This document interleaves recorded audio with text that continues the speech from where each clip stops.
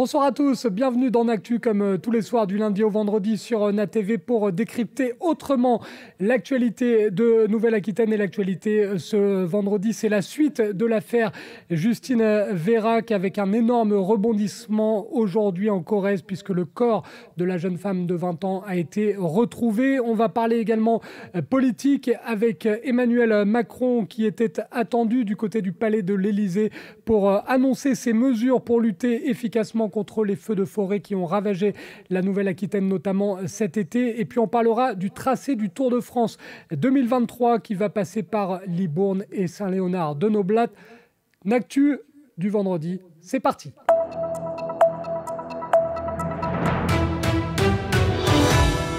L'affaire Justine Vérac pour débuter ce Actu du vendredi. Justine Vérac, on rappelle les circonstances, ça se passait en Corrèze.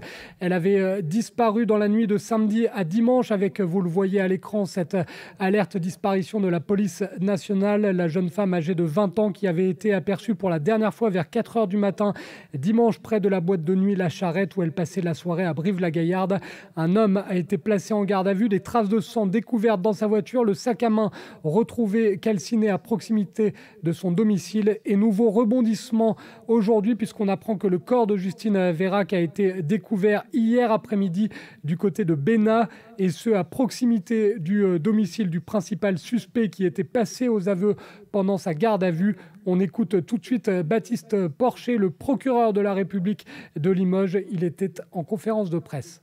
L'importance et la qualité du travail d'enquête accompli, d'abord dans le cadre d'une enquête pour disparition inquiétante, puis dans le cadre d'une procédure criminelle, a permis de préciser les circonstances de la disparition de Justine Vérac et d'identifier un suspect placé en garde à vue le 25 octobre. Il a été confronté aux éléments de l'enquête, notamment le sac à main de la victime, retrouvé brûlé à proximité de son domicile, l'audition du témoin qui a entendu le téléphone sonner dans la voiture, les traces de sang dans le véhicule, celles mal nettoyées à son domicile et le fait qu'il était la dernière personne à l'avoir vue en vie. Face à ces preuves, le mis en cause a reconnu quelques heures avant la fin de sa garde à vue et en présence de son conseil, avoir tué la victime alors qu'ils se trouvaient tous deux à son domicile et qu'ils venaient d'avoir un rapport sexuel consenti. Il a précisé, sans donner davantage d'explications, qu'il lui avait donné un coup de poing, ce qui a occasionné le décès.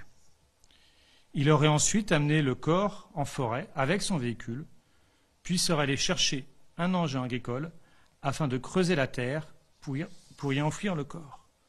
De retour à son domicile, il aurait tenté d'effacer les traces de sang et brûler le sac à main de la victime. C'était Baptiste Porcher, le procureur de la République de Limoges, qui tenait une conférence de presse suite à un nouveau rebondissement dans l'affaire de la disparition de Justine Vérac en Corrèze. L'actualité de ce vendredi, c'est également Emmanuel Macron, le président de la République, qui tenait un discours en direct du palais de l'Élysée ce vendredi. Il était devant les acteurs de la sécurité civile ayant lutté tout l'été contre les feux de forêt, les feux dévastateurs, notamment en Nouvelle-Aquitaine. Emmanuel Macron qui a tout d'abord dressé un bilan des incendies. Les éléments se sont particulièrement déchaînés cet été. 72 000 hectares incendiés, soit 6 fois plus que la moyenne des 10 dernières années. 6 fois plus. 50 départements concernés et des territoires qui, ces dernières décennies, ne connaissaient pas l'épreuve du feu avec une telle intensité. 50 départements donc concernés par un feu significatif, presque 1 sur 2, très largement au-delà des zones traditionnelles de vigilance. 3,3 millions de tonnes d'émissions de CO2 relâchées dans l'atmosphère, ce qui représente 5% de nos émissions annuelles. Et des effondrements de biodiversité dans tous les endroits qui ont été touchés par le feu, et je le dis devant, là aussi, beaucoup d'associations et ONG présentes aujourd'hui, que je remercie pour leur engagement, parce qu'elles se sont battues dans cette période pour nous aider à protéger au maximum cette biodiversité, des animaux, qu'il s'agisse des animaux domestiques, des zoos qui ont été préservés grâce à votre mobilisation, et au maximum de la faune et de la flore. Et donc ce bilan humain, climatique, de biodiversité que j'évoquais, nous avons su malgré tout le maîtriser, parce que si j'évoquais la perte de nos 2 sapeurs-pompiers, que nous n'oublions pas, vous avez protégé de manière admirable la population, et malgré ce que nous avons vécu, quand je le compare aux événements que beaucoup d'autres pays européens ces dernières années similaires ont vécu, nous avons su protéger et sauver les vies. Et c'est une immense fierté, et il faut aussi pouvoir dire aujourd'hui que nous avons collectivement protégé et sauvé des vies. Mais le bilan est là, le changement du risque est là, la transformation de ce que nous avons à vivre est là. Et en vous réunissant aujourd'hui pour vous remercier, pour vous dire cette reconnaissance, je suis obligé de qualifier le caractère exceptionnel des feux de cette année, mais aussi reconnaître, à la lumière de ce que tous les experts nous disent, que nous risquons de connaître désormais à intervalles réguliers des incendies de ce type et des saisons comme celle-ci. C'est-à-dire des feux de plus en plus nombreux, dans un climat en pleine transformation, marqué par des températures plus chaudes et des saisons plus sèches, des feux plus intenses et donc plus indomptables parfois, avec une végétation plus aride. C'est exactement ce que nous avons vécu de manière très atypique en Gironde, où le niveau de sécheresse faisait que des pins éclataient et que des feux pouvaient repartir à plusieurs dizaines ou centaines de mètres, à contre-courant parfois du vent, et donc prenant à rebours nos stratégies habituelles de réponse. Les feux seront plus disséminés et aucun territoire ne sera à l'abri de ce risque. Et les feux seront à la fois, un peu comme nous l'avons vécu cette année, plus précoces et plus tardifs, en risquant aussi d'arriver simultanément et de mettre sous pression notre dispositif, qui est un des meilleurs du monde, avec des techniques qui sont parmi les meilleurs du monde. Et je le dis avec beaucoup de fierté, parce que ce que nous avons su à travers les décennies consolidées de techniques dans la lutte contre le feu nous est envié partout dans le monde. Et nos pompiers, notre sécurité civile, et je vous en remercie en plus du travail de l'année, vont expliquer aux Australiens, et parfois bien loin, ce que nous savons faire et que nous exportons. Emmanuel Macron qui, après avoir dressé le bilan de ces incendies de l'été 2022, a d'ores et déjà annoncé une augmentation du budget des services de secours pour 2023. Le chiffre est clair, 150 millions d'euros supplémentaires. On écoute le président de la République, Emmanuel Macron. Nous devons, c'est le deuxième axe de cette stratégie, renforcer les moyens de lutte contre l'incendie. Alors je le disais, nous avons déjà beaucoup fait tous ensemble ces dernières années. Il nous faut renforcer encore nos moyens humains et territoriaux de lutte. Alors ce renforcement passe par un plan de soutien d'abord au volontariat dans les SDIS. Nous l'avons lancé, si je puis dire, cet été, avec des vrais résultats d'ailleurs. Et il faut notamment pouvoir allonger la durée pendant laquelle les entreprises pourront libérer leurs sapeurs-pompiers volontaires, mieux indemniser les entreprises citoyennes. Et beaucoup a été fait. Je veux saluer le travail de nos parlementaires à cet égard et des ministres. Mais je suis prêt à ce qu'on aille encore plus loin. La loi Matras a permis beaucoup d'avancées, mais on peut sur ce sujet encore améliorer les choses. Je veux ici dire notre disponibilité. Ensuite, c'est évidemment la question des moyens matériels des SDIS dédiés à la détection et la lutte contre les feux de forêt qui doivent être renforcés. Les préfets de zone réaliseront, durant la fin de l'automne et l'hiver, un inventaire, département par département, des manques à combler. La loi Matras a mis en place des pactes capacitaires qui permettent à l'État et aux collectivités de tenir ensemble la chaîne de protection. Ce seront donc autant de pactes locaux de programmation de défense dans lesquels l'État investira à hauteur de 150 millions d'euros aux côtés des collectivités dès 2023. Et ce, grâce au reversement de la cotisation sur valeur ajoutée des entreprises. Vous l'avez entendu de la bouche du président Emmanuel Macron, ce sont donc 150 millions d'euros supplémentaires qui seront alloués au budget des services de secours en 2023. On le sait, les forêts de Nouvelle-Aquitaine ont été dépeuplées cet été et déboisées avec ces incendies qui ont frappé notamment la Gironde et les Landes. Autre objectif du président Emmanuel Macron, replanter 1 milliard d'arbres en 10 ans. On écoute justement le discours en direct du Palais de l'Élysée du président de la République. Notre cap, c'est de pouvoir replanter 1 milliard d'arbres en 10 ans. Alors, je vais ici essayer de clarifier les chiffres. parce qu'on finit par plus retrouver ces petits, ou tout au moins ces arbres. J'ai pris un engagement, une campagne, qui est de financer la capacité à replanter 140 millions d'arbres durant ce mandat. Ça, ce sont les dispositifs de financement public qui sont à notre main. Mais il se trouve que le mouvement qui est lancé est beaucoup plus grand, beaucoup plus fort. Et si on s'y prend bien, qu'on mobilise à la fois ce qu'on fait côté collectivité publique et propriétaires privés, ce que nous devons faire, c'est cet objectif d'1 milliard d'arbres à la fin de la décennie. Ça veut dire renouveler 10% de notre forêt. C'est à peu près ça, ce que ça représente. C'est faisable. Et c'est même ce que nous devons faire. Parce qu'on le voit bien, notre vulnérabilité a souvent été de délaisser, de ne pas suffisamment replanter. Et donc, il y aura des dispositifs, ils existent déjà, de financement public, mais il doit y avoir une très large mobilisation sur ce sujet. Avec une méthode que l'on travaille tous ensemble, avec les professionnels, les collectivités, les opérateurs, comme l'ONF et le Conservatoire du Littoral, avec aussi nos jeunes, pour réussir cette planification. Parce que c'est un formidable projet, un formidable chantier écologique, environnemental et d'aménagement de nos territoires. Mais qui est un projet de biodiversité, d'entretien de nos territoires et de leurs équilibres, mais aussi de capacité à valoriser des filières sur lesquelles, je le rappelle, nous n'avons pas réussi, à date, à mettre en œuvre une vraie filière française. Parmi les principales problématiques pointées du doigt cet été lors des terribles incendies qui ont ravagé notamment la région Nouvelle-Aquitaine, le manque et la vétusté des canadaires. Il y en avait seulement 12 actuellement. Là aussi, le président Emmanuel Macron a bien pris conscience de l'importance d'augmenter la flotte des canadaires sur le territoire français. Alors, à côté de ces engagements massifs pour les capacités humaines, ce sont évidemment les moyens matériels nationaux de la protection civile qui doivent aussi être adaptés. Je le disais, nous avons fait beaucoup ces dernières années, nous avons réinvesti, permis de renouveler un parc qui était défaillant et nous l'avons complété. Dans l'imaginaire collectif, c'est évidemment le Canadair qui est cet instrument de lutte contre les feux. C'est l'avion le plus éprouvé, le plus performant. J'entends dire que nous en manquons, mais la question n'est pas tant d'en acheter que d'en produire, pour être totalement transparent avec vous.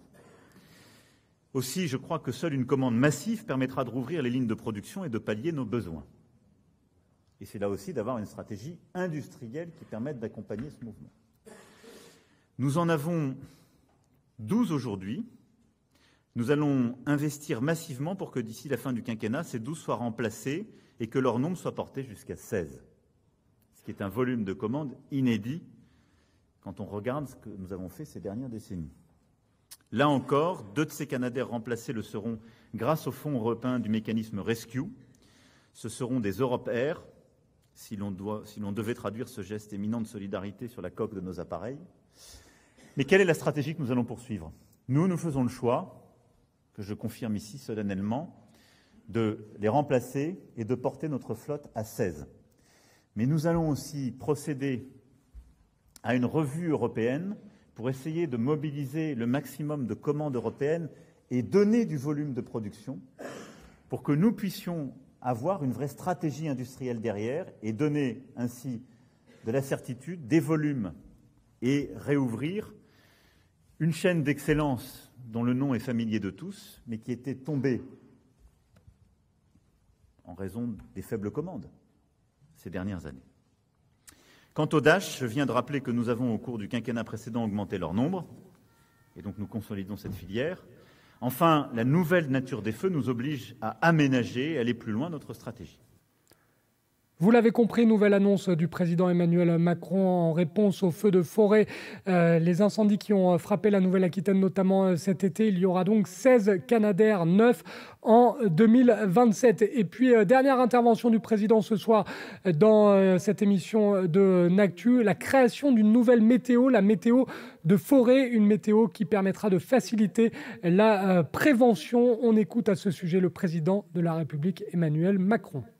Et donc, l'idée, c'est, comme vous l'avez compris, communiquer, clarifier les responsabilités, faire un inventaire des modèles de forêt et donc bâtir une organisation nationale qui s'inspire des bons exemples.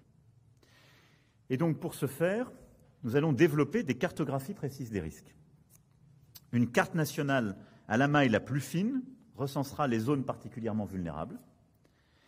Et nous mettrons en place des outils. La météo de la forêt pour faciliter la prévention des incendies et la météo des feux de forêt à l'échelle nationale, là aussi pour prévenir, anticiper et informer sur les risques et les départs de feu, à l'image d'ailleurs de ce qu'on fait dans le bassin méditerranéen depuis maintenant plusieurs années.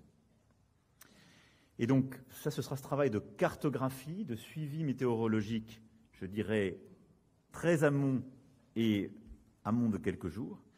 Et puis, nous mobiliserons l'ensemble des acteurs de terrain autour des préfets, des élus, maires et présidentes et présidents de départements, des associations, avec l'ONF qui jouera son rôle de vigie des forêts, si je puis dire, de présence sur le terrain, et qui permettra aussi de venir en appui là où on voit des insuffisances, où il y a des besoins, justement, qui d'ingénierie, qui de soutien, mais avec cette responsabilité, si je puis dire, fêtière.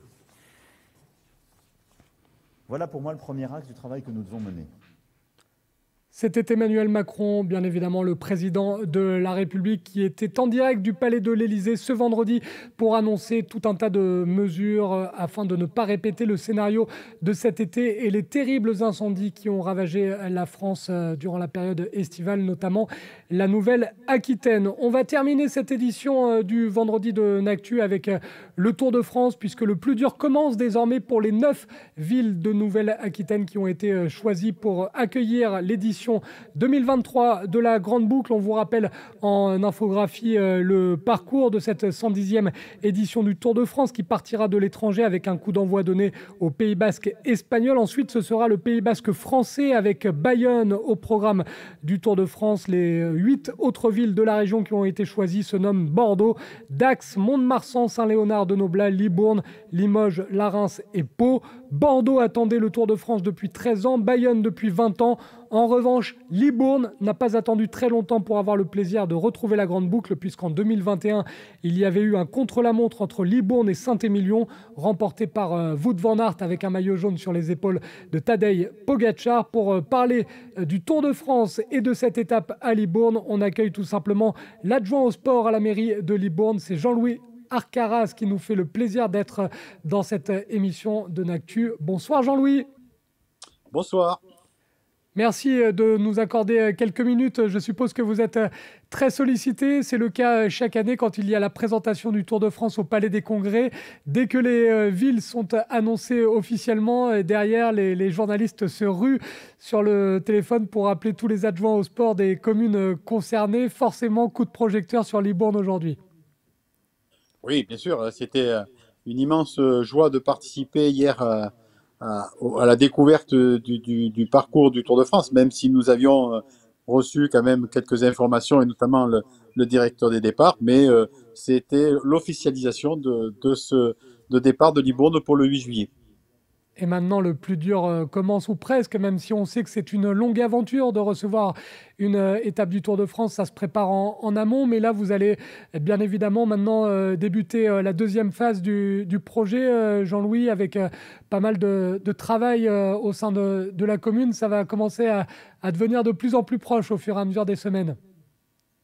Ouais, mais on a un petit avantage, c'est qu'on a déjà reçu le Tour de France il y a 2 ans sur une étape arrivée et sur un départ contre la montre Libourne-Saint-Émilion. Donc, nos équipes sont déjà prêtes pour relever ce défi qui va être une journée formidable pour les Libournais et le territoire du Libournais, parce que un départ du Tour de France, c'est aussi être à côté des coureurs, les découvrir sur scène, découvrir les équipes, et puis bien sûr cette caravane qui va passer dans le centre-ville de Libourne et qui va continuer à faire que les jeunes et les moins jeunes puissent avoir un moment de plaisir et de joie dans ces moments aussi difficiles.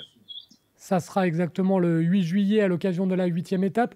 Ça sera juste après l'arrivée à Bordeaux. Là aussi, on le sait, Bordeaux attendait le Tour de France depuis très longtemps. Ça commence à remonter. Ça faisait 13 ans pour la cité girondine. On suppose que les fans de vélo à Bordeaux et dans l'agglomération, à Libourne, dans tout le coin, doivent être ravis parce que les fans de vélo priaient pour que le Tour de France fasse son retour. Mais moi, c'est une très bonne chose que le Tour de France fasse étape à Bordeaux. Bordeaux, c'est la ville phare de l'Aquitaine et son rayonnement va jusqu'à Libourne. et que Bordeaux soit aujourd'hui étape d'arrivée. Moi, j'en suis très heureux et en même temps, cela fait profiter de ce sport magique qu'est le vélo, qui est très contraignant, très difficile sur l'ensemble des sportifs de l'Aquitaine, de la Gironde et bien sûr avec des retombées nationales. Et avec des retombées touristiques, c'est plutôt une bonne nouvelle puisqu'il y a eu ces étés marqués malheureusement par le Covid-19. Il y a eu cet été les incendies. On ne pense pas qu'à Libourne, mais pour tout le département de la Gironde, c'est aussi une très bonne nouvelle, Jean-Louis Arcaraz, d'avoir des touristes qui vont venir en masse, d'avoir les belles images de la télévision. Maintenant, il y a des images spectaculaires. Ça va être aussi un coup de pouce touristique pour Libourne et pour les communes aux alentours. Tout ça, c'est que du bonus. Oui, déjà hier à Paris, au Palais des Congrès, devant des milliers de personnes, voir les images de Libourne, ça fait toujours un petit pincement au cœur. C'est formidable parce que ce que je dis, c'est que passer dans 190 pays au monde, c'est que jamais la ville de Libourne ne peut se permettre cela. Et on sait qu'aujourd'hui, les retombées N+1, N+2 par le tourisme remplissent les hôtels et les restaurants et le monde économique de notre territoire. Et le Tour de France est magique en cela. Ça vous laisse 6 mois, Jean-Louis Arcaraz, pour apprendre le slovène ou encore le danois. Ben, j'espère aussi qu'un Français puisse sortir son épingle du jeu. Ça va être un Tour de France très montagneux avec 30 cols et on a des cols dès la quatrième étape, donc ça peut changer des choses, hein. Je pense qu'il y a des garçons qui peuvent pointer leur bout du nez vers la quatrième, cinquième étape, notamment avec l'étape du Tourmalet.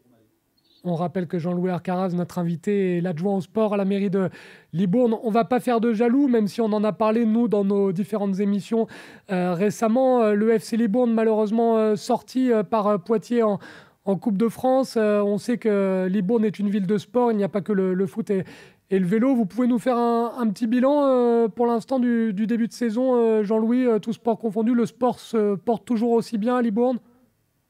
Oui, Libourne tient bien son slogan ville sportive, hein. C'est à peu près 55 clubs sportifs sur Libourne. C'est plus de 6000 licenciés avec des clubs de haut niveau qui sont le tir sportif avec 5e club français, avec une dizaine de champions de France au tir sportif. Nous sommes camp de base pour les Jeux Olympiques sur le tir sportif, sur l'aviron avec les derniers champions du monde qui se sont déroulés à Libourne, sur le canoë-kayak. Et en même temps, nous sommes encore candidat pour la Coupe du Monde de rugby en 2023, puisque nous avions les Fidjiens qui sont là pour une semaine, mais malheureusement l'hôtel nous a fait faux bon. Et donc nous avons recandidaté pour une possibilité d'avoir la Roumanie. Le monde sportif se trouve très très bien. Le rugby, le hand qui joue en National 2 et qui est actuellement premier de sa poule, plus l'athlétisme, plus le basket. Vous voyez, c'est un monde merveilleux. Et le triathlon, c'est un monde merveilleux à laquelle je suis attaché depuis des années à Libourne. Et ça vous donne des week-ends chargés pour vous d'être présent sur tous les terrains. On suppose que du côté de la famille Arcaraz, ça peut râler de temps en temps. Oui, bien sûr, mais bon, ça fait partie de la joie aussi. Vous savez, moi, j'ai compris qu'il fallait pas rester dans un fauteuil et qu'il fallait beaucoup bouger. Là, dans les 10 jours, je suis parti de Strasbourg, ensuite je suis allé à Pau, après je suis allé à Tours, hier j'étais à Paris. Je crois que pour créer ces réseaux, pour faire connaître la ville et ensuite pour pouvoir recevoir de grosses compétitions nationales et internationales, il faut se bouger, il faut faire connaître notre ville et faire connaître nos structures. Et bravo en tout cas à tout votre conseil municipal et aux personnes qui ont participé à faire en sorte que Libourne soit ville étape du Tour de France. Ce sera le samedi 8 juillet pour la 8e étape. Ce sera 201 km au total pour rejoindre Limoges au départ de Libourne. La fête risque d'être magnifique et on vous rappellera Jean-Louis Arcaraz pour parler de cette 8e étape et du Tour de France qui viendra donc à Libourne. Merci beaucoup monsieur Arcaraz. Mais merci à vous et j'espère qu'on se reverra et qu'on pourra échanger de belles paroles et de belles images sur la ville et le territoire de Libourne. Merci beaucoup à vous. Autre commune de Nouvelle-Aquitaine à avoir le privilège d'accueillir la Grande Boucle, Saint-Léonard de Noblat, du côté de la Haute-Vienne, une ville connue des amateurs de cyclisme, puisque c'est la ville où est enterrée la légende du sport français Raymond Poulidor, une étape qui sera un hommage au duel mythique entre Poupou et Jacques Anquetil dans la montée en 1964 en direction du Puy-de-Dôme. On va retrouver avec nous Alain Darbon, le maire de Saint-Léonard de Noblat. Il était dans le Nasport Show au micro de Victor Pérez-Boucheron pour parler du Tour de France. Le maire de Saint-Léonard de Noblat est avec nous dans l'actu. On est très heureux. On aura le dimanche, le samedi 8 juillet, l'arrivée à Limoges. Et puis le départ le lendemain de matin, le dimanche 9 à Saint-Léonard de Noblat. Dans notre belle cité évidemment de Raymond Poulidor, dans laquelle il a vécu. Je rappelle quand même, pour rendre aux Creusois ce qui est aux Creusois, que Raymond est né en Creuse, mais effectivement il a passé une grande de sa vie chez nous à Saint-Léonard de Noblat. Et puis sur une étape qui sera un fil conducteur avec l'histoire du sport, puisqu'effectivement partir de Saint-Léonard de Noblat pour arriver au Puy-de-Dôme,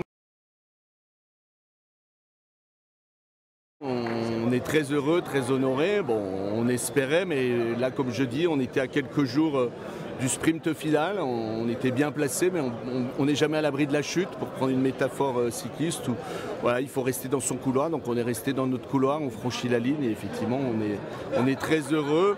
On aura le dimanche, le samedi 8 juillet, l'arrivée à Limoges. Et puis le départ le lendemain de matin, le dimanche 9 à Saint-Léonard de Noblat. Dans notre belle cité évidemment de Raymond Poulidor, dans laquelle il a vécu. Je rappelle quand même, pour rendre aux Creusois ce qui est aux Creusois, que Raymond est né en Creuse, mais effectivement il a passé une grande de sa vie chez nous à Saint-Léonard de Noblat. Et puis sur une étape qui sera un fil conducteur avec l'histoire du sport, puisqu'effectivement partir de Saint-Léonard de Noblat pour arriver au Puy-de-Dôme, c'est retourner, faire un flashback sur ce qui est un des moments qui fait partie du panthéon du sport, avec ce duel en 1964 entre Jacques Anquetil et Raymond Poulidor au sommet du Puy-de-Dôme. Le peloton sillonnera aussi nos belles routes du Limousin, de la Haute-Vienne. On verra ces paysages magnifiques de forêts, de collines, de monts. Le lac de Vassivière, bien évidemment, donc on est très heureux. On sait qu'on a du travail, on va le faire avec évidemment Asso, avec la préfecture, avec la gendarmerie, avec nos services, avec tous les bénévoles qui vont œuvrer aussi. On va avoir évidemment des réunions de calage. On a de toute façon déjà des réunions prévues dès le mois de novembre avec Asso, avec la préfecture, la gendarmerie.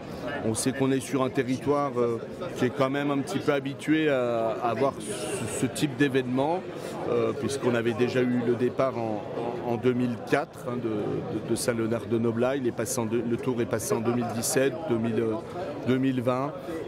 On va se mobiliser, on va travailler activement avec tout notre secteur associatif. L'idée, c'est évidemment d'avoir un très beau coup de projecteur sur notre ville, sur tout le territoire, de manière à rendre nos populations heureuses. Et je sais que le Tour de France, comme on peut penser aussi Raymond Poulidor, Antoine Blondin, et Antoine Blondin parlait de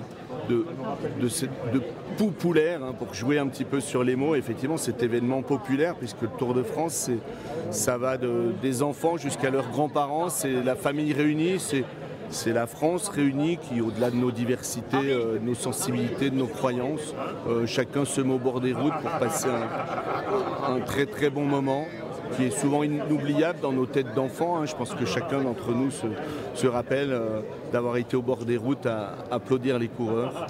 Donc, allez Poupou. Et si vous êtes fan de vélo et nostalgique des années Poulidor, des années 60, des années 70, de ces duels face à Jacques Anquetil et évidemment du cyclisme où il n'y avait pas les casques sur les vélos ni sur les motos, eh bien ne quittez pas NaTV, restez bien avec nous dans un instant. Le Nasport Show avec une page consacrée au cyclisme et surtout un invité de prestige, Jacques Bossis, un néo-aquitain qui a marqué l'histoire du Tour de France, lui le Charentais maritime qui a participé à 7 grandes boucles et qui a même porter le maillot jaune. On parlera évidemment du Tour de France 2023 avec Jacques Bossis, mais pas que. On parlera de Luis Ocaña, on parlera de Poupou et on parlera de la rivalité avec Jacques Anquetil. On va se régaler. Il y aura également du foot, de la pétanque, du nautisme avec la Route du Rhum au programme du Nasport Show. Si vous êtes fan de sport, restez bien avec nous. Et puis dans un instant, l'invité de la rédaction, c'est Pauline Alain, la cycliste du team Arkea. Bref, les fans de sport vont en avoir pour leur argent ce soir sur NATV. Merci à Paul Maison-Regnault à la réalisation, à Clément Darbieux à la production de cette émission. Merci à vous de nous avoir suivis. Cette émission sera disponible bien évidemment en replay sur la page YouTube de NATV. Très bonne soirée à tous, très bon week-end et pour les fans de sport, restez avec nous dans un instant, le Nasport Show.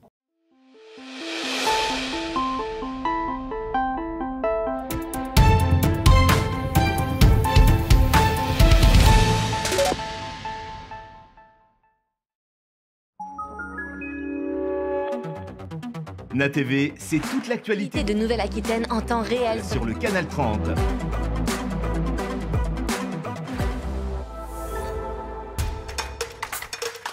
Le Nasport Live, ce sont les plus grands clubs de Nouvelle-Aquitaine. Okeanos sur NATV, l'émission consacrée à l'actualité du nautisme. C'est l'actualité de Nouvelle-Aquitaine vue autrement sur NATV. Namas TV, l'émission idéale pour rester zen en Nouvelle-Aquitaine. NATV, la Nouvelle-Aquitaine autrement. NATV, c'est toute l'actualité de Nouvelle-Aquitaine en temps réel sur le canal 30.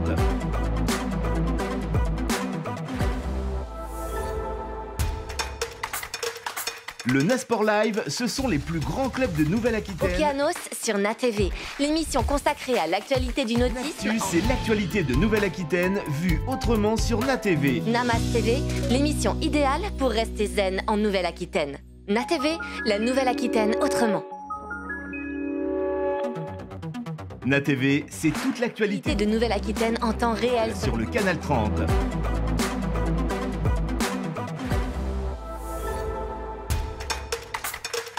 Le Nasport Live, ce sont les plus grands clubs de Nouvelle-Aquitaine. Okeanos sur NATV, l'émission consacrée à l'actualité du nautisme. C'est l'actualité de Nouvelle-Aquitaine vue autrement sur NATV. Namas TV, l'émission idéale pour rester zen en Nouvelle-Aquitaine. NATV, la Nouvelle-Aquitaine autrement. NATV, c'est toute l'actualité de Nouvelle-Aquitaine en temps réel sur le canal 30.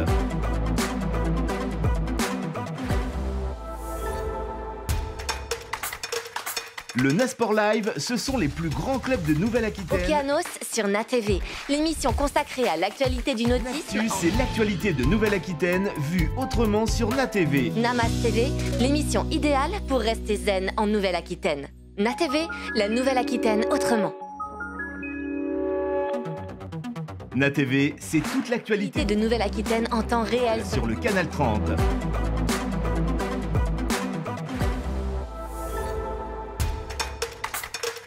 Le Nasport Live, ce sont les plus grands clubs de Nouvelle-Aquitaine. Okeanos sur NATV, l'émission consacrée à l'actualité du nautisme. C'est l'actualité de Nouvelle-Aquitaine vue autrement sur NATV. Namas TV, l'émission idéale pour rester zen en Nouvelle-Aquitaine. NATV, la Nouvelle-Aquitaine autrement.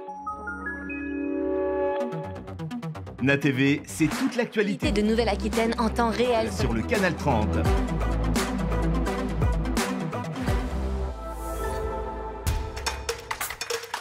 Le Nasport Live, ce sont les plus grands clubs de Nouvelle-Aquitaine. Okeanos sur NATV, l'émission consacrée à l'actualité du nautisme. C'est l'actualité de Nouvelle-Aquitaine vue autrement sur NATV. Namas TV, l'émission idéale pour rester zen en Nouvelle-Aquitaine. NATV, la Nouvelle-Aquitaine autrement. Bonsoir Pauline Alain. Bonsoir. Donc vous êtes cycliste professionnel pour Arkea et vous avez bouclé donc en juillet dernier le premier Tour de France. Quelle est la sensation ? C'est une chouette expérience. Franchement, j'ai pris beaucoup de plaisir. Il y avait énormément de public sur les routes. C'était une belle expérience, dure mais belle expérience. On reviendra donc sur le Tour de France plus tard dans l'interview. Vous êtes passé par l'équipe Stade Rochelech Cycling Team au moment où elle s'appelait encore Charente-Maritime Women Cycling. Est-ce que c'était nécessaire pour vous de passer un cap ? Moi, c'est l'équipe qui m'a formée, parce qu'avant, c'était la DN17 et je suis restée, je sais pas, mais peut-être 7 ou 8 ans quand même dans l'équipe. Je suis originaire de Charente-Maritime Et pour moi, c'est l'équipe qui m'a fait progresser, oui, et qui m'a permis d'atteindre le niveau que j'ai aujourd'hui, même si je participe encore à de belles courses avec Arkea et ça me fait encore évoluer, mais c'est l'équipe qui m'a formé, on peut dire, oui. Elle s'est prise où et comment cette décision de quitter justement la Cycling Team et de partir chez Arkea? Oh, ça n'a pas été simple parce que c'est quand même l'équipe de chez moi, la Charente-Maritime, et j'y étais très attachée. Après, il y avait ce nouveau projet Arkea se créer et c'était une belle opportunité aussi. Et je pense que pour évoluer, des fois, on a besoin de voir autre chose aussi. Et ça m'a fait du bien aussi de pouvoir voir un autre fonctionnement. Donc vous l'avez dit, vous êtes originaire de Saintes et vous avez longtemps été licencié à l'Apogée, le club cycliste de Pont. Une question de cycliste à cycliste maintenant, je roule aussi dans le département, dans la zone. Est-ce que vous remarquez les routes, la différence des routes du département entre les routes bretonnes où vous évoluez en Bretagne? Alors moi, j'habite pas du tout en Bretagne. Je suis encore obligée de travailler à côté, donc je travaille dans l'Ain, donc de l'autre côté de la France, complètement. Je suis toujours licenciée à l'Apogée, par contre, hein, j'ai pas changé de club, donc toujours licenciée en Charente-Maritime, et je rentre à toutes les vacances. Je suis entraîneur dans un pôle espoir, donc les routes de Charente-Maritime, je les pratique toujours régulièrement. Et du coup, je pratique beaucoup les routes de l'Ain plutôt que, que celles de la Bretagne. Et on remarque une différence. Bah, c'est beaucoup plus vallonné dans l'Ain. Hein. J'ai pu aussi passer un cap grâce à ça aussi en montagne. Je pense que quand je suis arrivée, pour le coup, à la DN17, la moindre petite côte, c'était compliqué pour moi, alors que maintenant, c'est plutôt sur les parcours escarpés que j'obtiens mes meilleurs résultats. Donc, je pense que oui, ça joue aussi forcément. Le coup de pédale n'est pas le même et c'est important. Mais j'apprécie énormément les routes de Charente-Maritime quand même. Donc depuis 2020, vous évoluez dans l'équipe bretonne Arkea, avec un peu plus de possibilités dans ces rangs. Vous avez par exemple couru Liège-Bastogne-Liège, la course by le Tour de l'Ardèche, Paris-Roubaix, le Giro féminin, que des grosses courses UCI en fait. Et comment vous le voyez? Est-ce que c'est un gage de confiance de cette équipe-là envers vous? Ouais, je pense qu'ils me font quand même beaucoup confiance parce que je suis quand même toujours sur les gros fronts. J'ai pu l'année dernière participer au Giro, cette année au Tour de France, et ça c'est déjà énorme, on va dire, c'est les plus grosses courses au monde. Et après, je suis assez plus âgée que les autres filles souvent dans l'équipe aussi, donc j'ai un peu un rôle plus de capitaine, mais je pense qu'aussi, je prouve que sur les courses d'une semaine ou plus, je suis toujours présente, et ça par rapport à des jeunes, ça joue aussi dans les sélections. On va revenir maintenant donc sur le Tour de France qui pour l'instant reste, je suppose, la plus belle course que vous avez courue. Première étape, vous êtes présenté donc en grande pompe devant la Tour Eiffel, vous vous placez sur la ligne, vous remontez les Champs-Élysées. On peut se demander, mais qu'est-ce qui se passe dans la tête d'un coureur, d'une coureuse justement, quand on s'élance sur la plus grande course du monde déclinée au féminin? Bah, je pense que, enfin, je sais pas comment expliquer, mais c'était hyper important pour nous. Enfin, puis en plus, je pense que c'est mythique, les Champs-Élysées, c'est l'arrivée des garçons depuis plusieurs années, et c'est la plus belle avenue de France. Donc oui, enfin, forcément, on a envie de bien faire et on est hyper motivé au départ du Tour de France sur les champs. Donc les étapes s'enchaînent, ça a été un tour un petit peu plus difficile pour vous, mais vous avez quand même rallié l'arrivée dans les temps. Est-ce que ça a été plutôt une semaine de plaisir ou une semaine de souffrance? Plutôt une semaine de plaisir quand même. Le monde sur le bord des routes, ça donne de la force énormément. Et bah, même si c'est dur, on sait qu'on est dans la meilleure course au monde. On a le public français qui nous soutient. Enfin, dans les montées, c'était assez énorme. Et non, c'est beaucoup de plaisir quand même. Donc c'est vrai qu'on met la souffrance de côté pour profiter justement de tout ça. Oui, oui, oui, c'est pas facile. Après, ça reste 8 jours et c'est ce qui est aussi abordable. Je pense que si c'était beaucoup plus long avec le niveau des filles qui sont présentes, ça aurait été plus compliqué. Mais j'avais fait le Giro qui était 10 jours et même si le niveau était peut-être un peu moindre parce que je pense que sur le Tour de France, c'était l'événement cyclisme féminin de l'année. Donc tout le monde était préparé pour. C'est un peu comme une année olympique, je pense. Tout le monde avait un petit cran au-dessus d'habitude, mais ça reste 8 jours et on peut s'accrocher et bien faire. Donc vous avez perdu Anaïs Morichon et Yulia Birikova, que 2 coéquipières. Donc on peut se dire que c'est beaucoup, mais comparé à certaines équipes, c'est peu qui ont été décimées, qui ont terminé à une coureuse. Ça reste donc néanmoins un bon tour pour Arkea, pour vous? Un bon tour, je pense qu'on aurait toujours espéré mieux. Après, on a perdu Anaïs et Lulia en plus pour 10 secondes l'avant-dernier jour, donc il restait plus qu'une journée. Donc, franchement, c'est très décevant pour elle et pour toute l'équipe parce qu'on aurait aimé terminer au complet. On était vraiment bien partir pour terminer au complet. En fait, quand elles sont derrière, il faut dire qu'elles ont aucune info sur les temps qui leur restent. Et quand on sait que c'est 10 secondes, bah, comme elles ont dit, 10 secondes, elles auraient été les chercher et on pouvait prendre le départ à 6 la dernière journée. Donc ça, c'était un peu décevant quand même de ne pas pouvoir terminer tout ensemble. Après, on était venu pour montrer le maillot. J'ai réussi à le faire sur 2 étapes.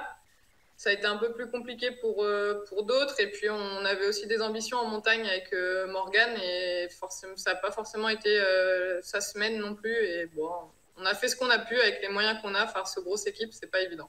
Alors vous avez dit que les informations ne remontaient pas. Ça a coincé où, au niveau des DS, au niveau de la communication? En fait, le DS, il est derrière la première fille de l'équipe. Donc, celles qui sont derrière, il n'a aucune idée d'où elles sont. Et en fait, les arbitres ou quoi, ils donnent aucune info. Il vous reste 5 minutes pour y arriver. Enfin, elles avaient aucune info. Elles sont dans la campagne comme ça. Et on ne sait pas combien de temps il nous reste ni rien. Donc, on fait au mieux. Mais après, c'est sûr que quand on a un temps limite, je pense que surtout quand ça se joue à quelques secondes comme là, on peut arriver à aller les chercher sur une étape, je sais pas, qui dure 3-4 heures, 10 secondes, c'est rien. Donc c'est un petit peu une bataille avec soi-même. C'est ça, elles étaient livrées à elles-mêmes. Anaïs m'a dit qu'elle demandait des infos. Il y avait quand même 1 ou 2 voitures à côté et les voitures n'avaient pas plus d'infos qu'elles. Donc, ouais, c'est sûr que ça peut être dommage. On va se mettre en circonstance. Ça y est, vous venez de passer la ligne sur la super planche des belles filles. À quoi vous avez pensé en franchissant cette ligne, en sachant que vous venez de boucler la plus grande course du monde? Là, comme ça, je sais plus exactement, mais non, c'est comme. Enfin, moi, j'ai apprécié, comme je vous ai dit, toutes les journées. J'ai pris beaucoup de plaisir sur chaque étape et celle où j'ai pris le plus de plaisir, je pense que c'était l'avant-dernière, le Markstein. Il y avait énormément de monde dans les montées, l'ambiance était assez folle et c'était énorme. Après, la planche aussi, mais c'est tellement raide que c'est un peu plus dur de prendre du plaisir. Et puis au Markstein, j'étais quand même dans le groupe avec Marianne Vos qui avait encore le maillot jaune sur les épaules, donc c'était une belle réussite pour moi. Ouais. Vous l'avez vraiment senti, cet engouement du public pour le Tour de France Femmes? Oui, franchement, il y avait énormément de monde. Enfin, j'aurais pas pensé au départ du tour. Je me disais, oui, il y aura du monde, mais je pensais pas autant que ça. Et là, on avait quasiment autant de monde que pour les garçons. Enfin, nous, notre chauffeur de bus avait fait le Tour Homme les semaines avant. Et il nous disait qu'il voyait pas beaucoup de différence au niveau du public. Et ça, c'était énorme pour nous. Oui. On a remarqué pas mal de messages sur les réseaux sociaux envers vous, pas vous personnellement, mais envers les filles du Tour de France, comme quoi voilà, des chutes qui auraient pu être évitées parce que c'est des courses de cadettes, à court comme des cadettes. Qu'est-ce que vous leur répondez à ces gens-là? Je pense qu'ils regardent pas les courses des garçons parce que malheureusement, il y a la même chose. C'est la dure loi du vélo, les chutes, il y en aura toujours et c'est comme ça. C'est la plus grosse course au monde, tout le monde a envie de bien faire. Mais je pense que moi, je regarde beaucoup le cyclisme masculin à la télé et c'est exactement la même chose.